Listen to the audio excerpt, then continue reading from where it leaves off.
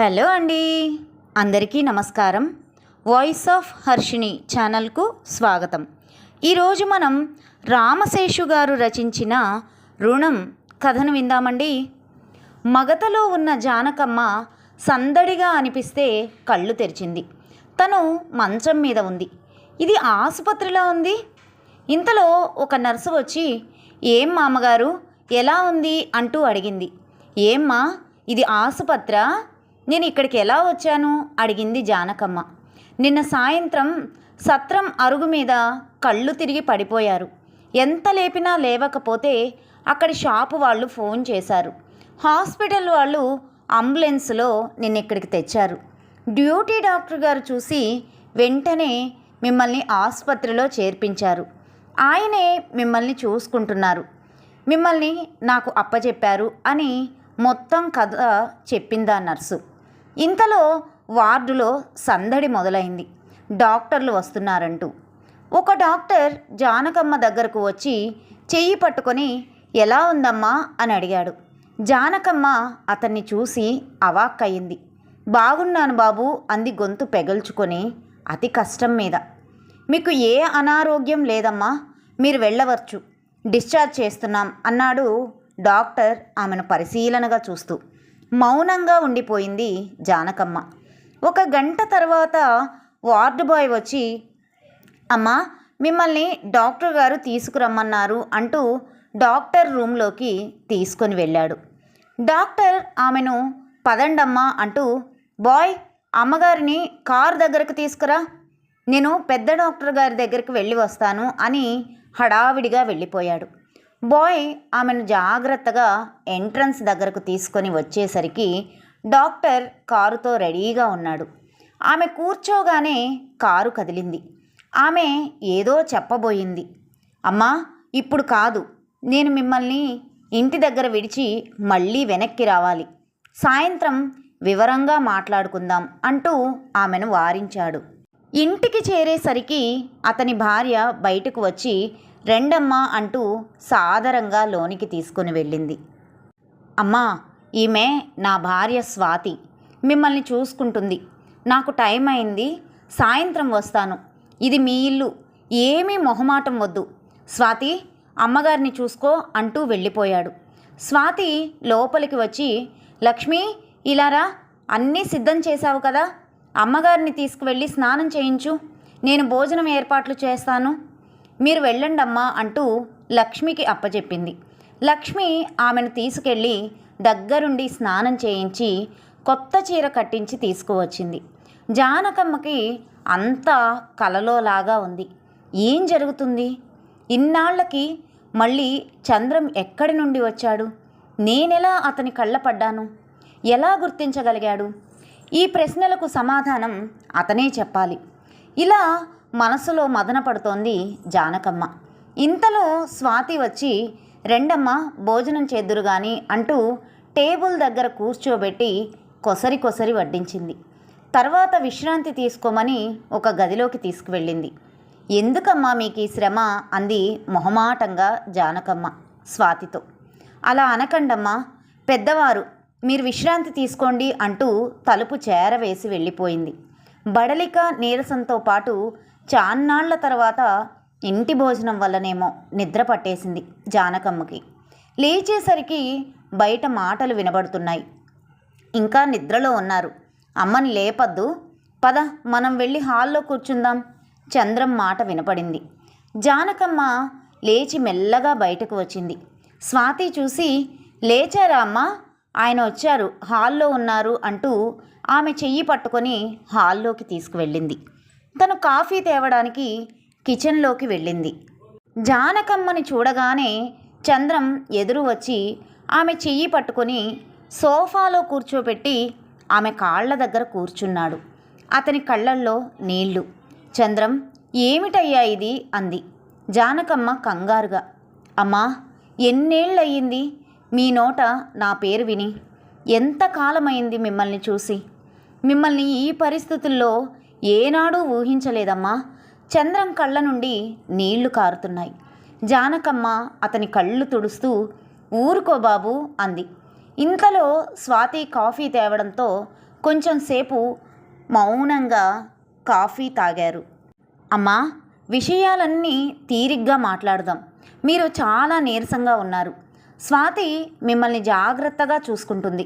నాకు 10 రోజులు మీటింగుల కోసం హైదరాబాద్ వెళ్ళే పని ఉంది. ఇది మీ ఇల్లే అనుకోండి, ప్రశాంతంగా ఉండండి అన్నాడు చంద్రం. అలాగే బాబు అంది జానకమ్మ. స్వాతి, రాత్రి ట్రైన్కి నా ప్రయాణం చెప్పాడు చంద్రం. మీ బ్యాగ్ రెడీ చేశాను, వంట చేసేస్తాను, తినేసి వెళ్దురు గాని అంటూ కిచెన్లోకి వెళ్ళిపోయింది స్వాతి. అమ్మా, మీరు నేను లేనని మొహమాట పడకండి, స్వాతి మీకేం కావాల్సిన ఏర్పాటు చేస్తుంది అంటూ ఎన్నో జాగ్రత్తలు చెప్పాడు చంద్రం. మీరు దిగులు పడకండమ్మా, అమ్మ బాధ్యత నాది అంది స్వాతి హామీ ఇస్తున్నట్లు. హైదరాబాద్ వెళ్ళిన చంద్రం వీలైనప్పుడల్లా ఫోన్ చేసేవాడు. స్వాతి సపర్యలతో ఇంటి పట్టున ఉండి వేళకు బలమైన ఆహారం తీసుకోవడం వల్ల జానకమ్మ త్వరగానే కోలుకుంది. హైదరాబాద్ నుండి తిరిగి వచ్చిన చంద్రం కోలుకున్న ఆమెను చూసి ఎంతో సంతోషించాడు. అమ్మా, మీకేమీ ఇబ్బంది కలగలేదు కదా అడిగాడు ఆప్యాయంగా. స్వాతి లాంటి బిడ్డ ఉండగా నాకు లోటేమిటి బాబు, నన్ను తన కన్న తల్లి కన్నా మిన్నగా చూస్తుంది నాయనా స్వాతి అంది జానకమ్మ ఆనందంతో. మరో 2 రోజుల తర్వాత తాను తీరుబడిగా ఉన్న రోజున కూర్చుని మాట కలిపాడు చంద్రం. ఎన్నాళ్ల నుంచి మిమ్మల్ని వెతుకుతున్నానమ్మా, ఇన్నాళ్లకు అదృష్టం కొద్దీ కనిపించారు. చంద్రం కళ్ళల్లో తడి. చంద్రం, అమెరికా నుండి ఎప్పుడు వచ్చావు అడిగింది జానకమ్మ. అమ్మా, వచ్చి సంవత్సరం అయింది. మీ చలవ వలన ఈనాడు డాక్టర్ చంద్రశేఖర్ కాగలిగాను. చిన్ననాటి నుండి చేరదీసి నాకు చదువు చెప్పించారు. అదృష్టం కొద్దీ స్కాలర్షిప్ల సహాయం, కొంత మీ సహాయంతో డాక్టర్ని కాగలిగాను. మా సార్ ప్రోత్సాహం సహాయంతో విదేశాల్లో ఉన్నత చదువుల కోసం వెళ్ళాను. ఇదంతా మీ చలవేనమ్మా, నేనెప్పటికీ మీకు రుణపడి ఉంటానమ్మా అన్నాడు చంద్రం. అదంతా నీ స్వయం కృషి నాయనా, ఇందులో నేను చేసిందేముంది అంది జానకమ్మ అతని తల మీద చేయి వేసి నిమురుతూ. నేను అక్కడికి వెళ్ళగానే అయ్యగారు చనిపోయారని తెలిసింది. నేను అక్కడ 5 సంవత్సరాలు ఉండవలసి వచ్చింది. నేను అక్కడే ఉండిపోవాలని అనుకోలేదమ్మా. తిరిగి వచ్చాక ఈ ఊరిలో ప్రభుత్వాసుపత్రిలో డాక్టర్గా చేరాను ఆగాడు చంద్రం. మరి నన్ను ఎలా గుర్తించావు అడిగింది జానకమ్మ. ఆ రోజు డ్యూటీలో ఉండగా పేషెంట్ ఓపీలో ఉన్నదంటే చూడటానికి వచ్చిన నేను మిమ్మల్ని చూసి ఆశ్చర్యపోయాను. ఎవరు తీసుకొచ్చారు అని అడిగితే సత్రం గట్టు మీద స్పృహ తప్పి ఉంటే పక్కనున్న షాప్ వాళ్ళు ఫోన్ చేశారు. అంబులెన్స్లో మిమ్మల్ని తెచ్చాం అని చెప్పారు మా వాళ్ళు. అసలు ఏం జరిగిందమ్మా అడిగాడు చంద్రం. ఆయన పోవడంతో ఆ ఇంటి వైభవం పోయిందిరా. ఆయన్ని పెళ్లి చేసుకొని ఆ ఇంట అడుగుపెట్టిన నాటి నుండి నన్ను ఎంతో బాగా చూసుకున్నారు అందరూ. అత్తగారు, మామగారు తమ స్వంత బిడ్డలాగా చూసుకున్నారు. మరుదులిద్దరూ నా మాట మీరేవారు కాదు. ఆడపడుచు ఏనాడు పల్లెత్తు మాట అనలేదు. ఆయనైతే నేను ఏదంటే అదే జరిగేలా చూసేవారు అంది జానకమ్మ పాత రోజులు గుర్తు చేసుకుంటూ. అక్కడ ఉన్నప్పుడు ఎంత ప్రయత్నించినా మీతో మాట్లాడడం నాకు కుదరలేదమ్మా. మీకు ఎవరు ఫోన్ ఇచ్చేవారు కాదు, ఏదో కారణం చెప్పేసేవారు అన్నాడు చంద్రం. ఆయన పోయాక కొన్నాళ్ళు నేనే బయటికి రావడం తగ్గించేశాను. ఇంకా ఆ తర్వాత మొత్తం అంతా తోడికోడళ్ళు ఇద్దరూ చూసుకునేవారు. నేను ఇల్లు పట్టించుకోవడం మానేస్తే వాళ్ళు నన్ను పట్టించుకోవడం మానేశారు అంది జానకమ్మ పేలవంగా నవ్వి. మిమ్మల్ని గదిలో ఉంచి ఒక విధంగా బందీ చేశారని తెలిసింది. కానీ అక్కడి పనులు పూర్తవందే నేను రాలేను. నేను వచ్చేసరికి జరగాల్సిన ఘోరం జరిగిపోయింది. మీరు ఇల్లు వదిలి వెళ్ళిపోయారని తెలిసింది. మీకోసం ఎంత వెదికినా మీ ఆచూకీ దొరకలేదు. మా నాన్న కూడా కాలం చేశాడు. ఇంకా నాకు ఆ ఊరితో సంబంధం తెగిపోయింది. ఈలోగా స్వాతి నాన్నగారు మా ప్రొఫెసర్. ఆయనకి నేను నా నడవడిక నచ్చి స్వాతినిచ్చి పెళ్లి చేశారు. పెళ్లి జరిగి 3 నెలలైంది. పెళ్లికి ముందు మీకోసం చాలా వెదికాను, దొరకలేదు. అసలు ఏమైందమ్మా? మీరు ఇల్లు ఎందుకు వదిలిపెట్టాల్సి వచ్చింది? ప్రశ్నించాడు చంద్రం. నాకు విశ్రాంతిని ఇద్దామని వాళ్ళు నన్ను ఇంటి విషయాలకు దూరంగా ఉంచారని అనుకున్నాను. కానీ ఒకరోజు నేను నిద్రపోయాక వాళ్ళు సమావేశమై ఉన్నారు. దాహం వేసి నేను బయటికి వచ్చాను. నాకు వాళ్ళ మాటలు వినబడ్డాయి. కొంచెం సేపు ఆగింది జానకమ్మ.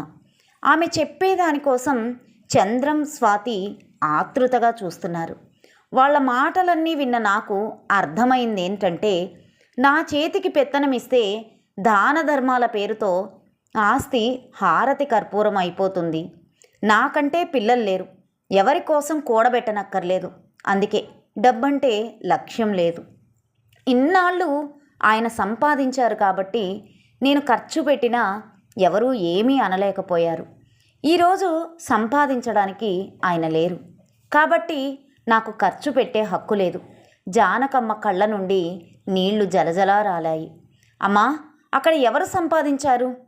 ఆస్తి ఉందన్న మిషతో అందరూ కూర్చుని తింటే అయ్యగారు ఒక్కరే కదా అన్నీ చూసుకున్నారు. మీకు పిల్లలు లేకపోయినా అందరి పిల్లల్ని సమానంగా మీరే పెంచారు కదమ్మా. అయినా అంతా కలిసిమెలిసి ఉండేవారు. ఇంతలో ఈ మార్పు ఏమిటమ్మా? బాధగా అడిగాడు చంద్రం. పెళ్ళిళ్ళయ్యాక మా మరుదుల్లో మార్పు వచ్చింది. అత్తగారు, మామగారు, అయ్యగారు ఉన్నంతకాలం ఏమీ బయటపడలేదు. మరుదులు సంపాదనా పరులు కాకపోవడం, ఆస్తి ఉమ్మడిగా ఉండడంతో అంతా అణిగిమణిగి ఉన్నారు. అయ్యగారు సంపాదించినంతకాలం నా మాటకు విలువ ఇచ్చారు. అవసరం వారిది. కొందరు ఎవరినైనా దత్తత చేసుకోమని అన్నా మేం ఒప్పుకోలేదు. అందరినీ సమానంగా చూడలేమేమోనని భారమైన స్వరంతో అంది జానకమ్మ. అమ్మా, పనివాడి కొడుకునైనా తల్లి లేని పిల్లాడినని ప్రేమతో చూశారంటే వాళ్ళ పిల్లల్ని ఎంతలాగా చూసుకొని ఉంటారో ఆ మాత్రం అర్థం చేసుకోలేరా అమ్మా వాళ్ళు మిమ్మల్ని? ఆవేదనగా అన్నాడు చంద్రం. అంతేకాదు చంద్రం, నేనుంటే ఎప్పటికైనా ఆస్తి మీద అజమాయిషీ చేస్తానేమోనని భయపడ్డారు. చిన్న మరిది రాజు నన్ను చంపడానికి కూడా వెనుకాడలేదు. ఆమె కళ్ళు గతాన్ని తలుచుకున్న కొద్దీ బాధతో వర్షిస్తున్నాయి. ఎంతకి తెగించారమ్మా మీరు? పనివాళ్లతో ఒక్క మాట చెప్పినా అందరినీ బయటికి లాగి ఎండకట్టేవారు. మీరెందుకు ఇల్లు వదిలి వచ్చేశారు? తప్పు వాళ్ళు చేస్తే శిక్ష మీరు వేసుకున్నారా? కించిత్ అసహనంతో అన్నాడు చంద్రం. చంద్రం, అలా చేయలేకనే బయటకు వచ్చేశాను. ఆయనకు కుటుంబం అంటే ప్రాణం. ఇంటి పరువు ఆయన ఊపిరి. ఆయన లేకున్నా ఆ కుటుంబాన్ని, ఆ ఇంటి పరువును కాపాడవలసిన బాధ్యత నాది. అందుకే కొద్ది రోజుల వరకు మతిస్థిరం లేని దానిలాగా ఉండి అదను చూసి ఆ ఇల్లు ఊరు దాటి దూరంగా వచ్చేశాను. ఆయన పోయిన 6 నెలలకే ఇల్లు వదిలేశాను. మా కన్నవారి ఊరు వెళ్దామన్నా ఎవరున్నారు? అమ్మా నాన్న లేరు. తోడబొట్టిన వాళ్ళిద్దరూ వాళ్ళ పిల్లలతో పై దేశాలకు వెళ్ళిపోయారు. అందుకే ఎవరూ గుర్తుపట్టలేని ఈ ఊరిలో ఈ విధంగా కాలం వెళ్ళబుచ్చుతున్నాను అంది జానకమ్మ. అమ్మా, మీరు వాళ్ళందరినీ మీ వాళ్ళు అనుకున్నారు, కానీ వాళ్ళు అలా అనుకోలేదే.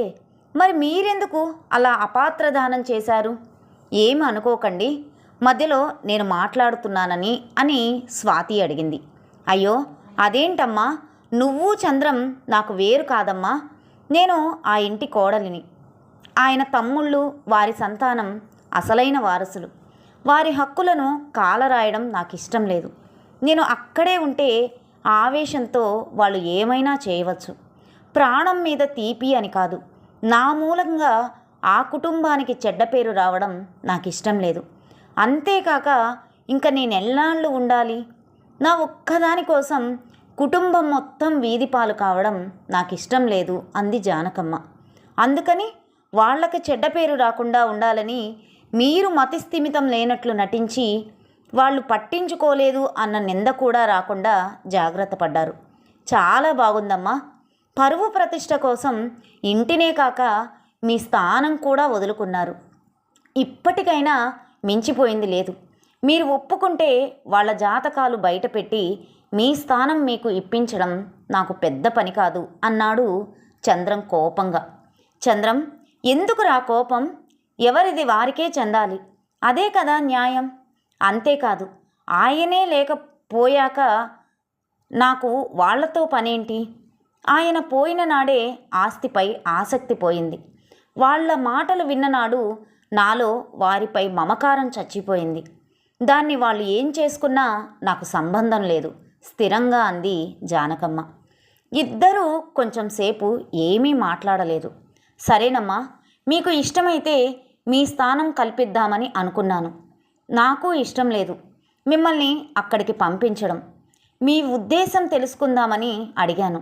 కానీ చిన్నప్పుడు తల్లి లేని లోటు తీర్చిన మీరు ఎప్పటికీ నా తల్లి స్థానంలో ఉండి ఆ లోటు లేకుండా చేయమని అర్థిస్తున్నానమ్మా, కాదనకండి.